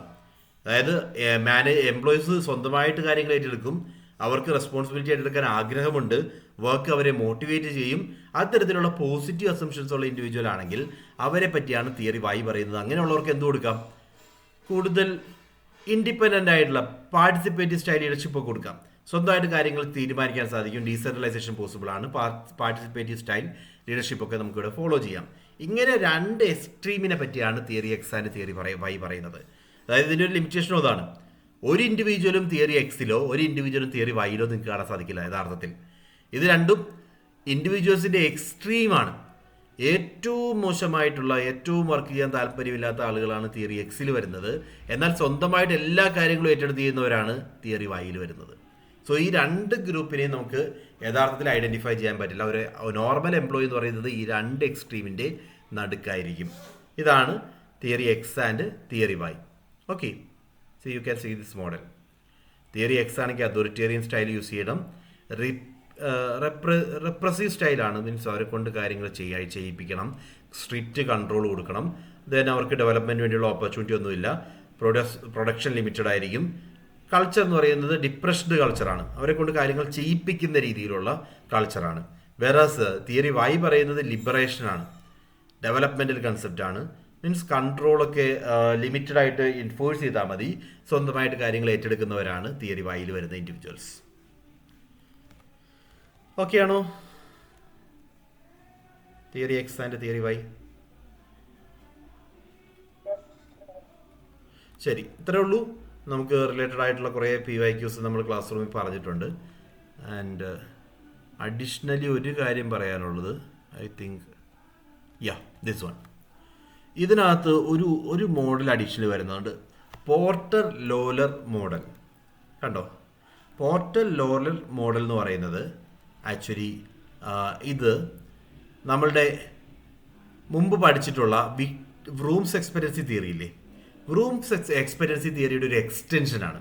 പോർട്ടർ ലോലർ മോഡൽ അത് ആക്ച്വലി ചെയ്തിരിക്കുന്ന ഈ റൂംസ് എക്സ്പെരിയൻസി തിയറിയെ കുറച്ചുകൂടി ബെറ്റർ ആക്കാൻ വേണ്ടി ശ്രമിച്ചിരിക്കുകയാണ്. So this model of motivation is an extension of Room's experience theory, which was developed by Lyman W. Porter and Edward E. Laurer. ഇതാണ് അവർ രണ്ടുപേരും കൂടെ ചേർന്നിട്ടാണ് തിയറി പ്രപ്പോണ്ട് ചെയ്തിരിക്കുന്നത്.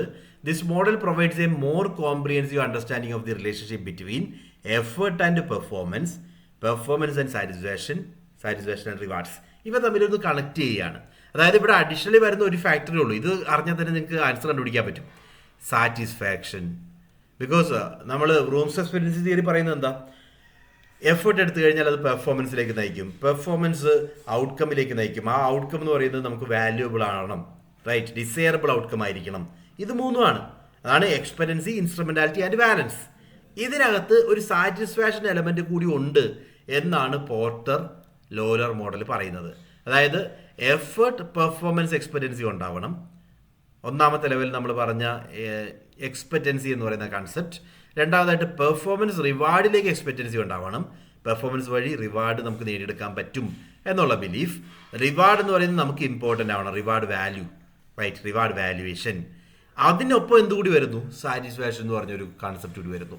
This is emotional response or contentment and individual experience based on the reward they receive. അവർക്ക് കിട്ടുന്ന reward കിട്ടുന്നത് വഴി അവർക്ക് എന്ത് ഇമോഷണൽ സാറ്റിസ്ഫാക്ഷൻ ആണ് കിട്ടുന്നത്, റൈറ്റ്, ഇമോഷണൽ എക്സ്പീരിയൻസ്. അതാണ് നമ്മൾ സാറ്റിസ്ഫാക്ഷൻ എന്ന് പറയുന്നത്.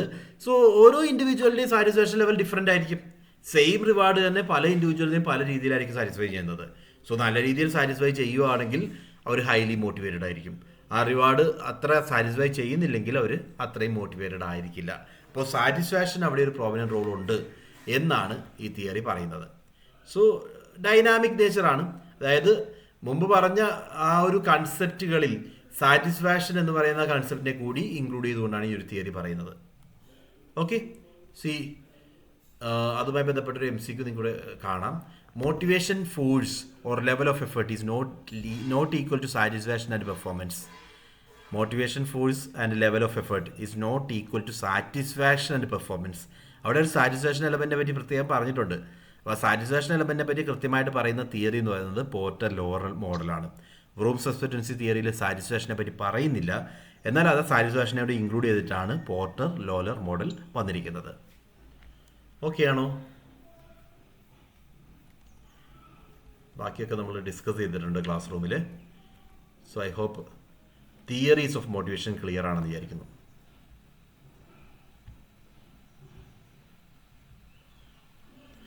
ശരി, so shall we wind up? Okay, sir. Thank you. Okay, bye. Bye all.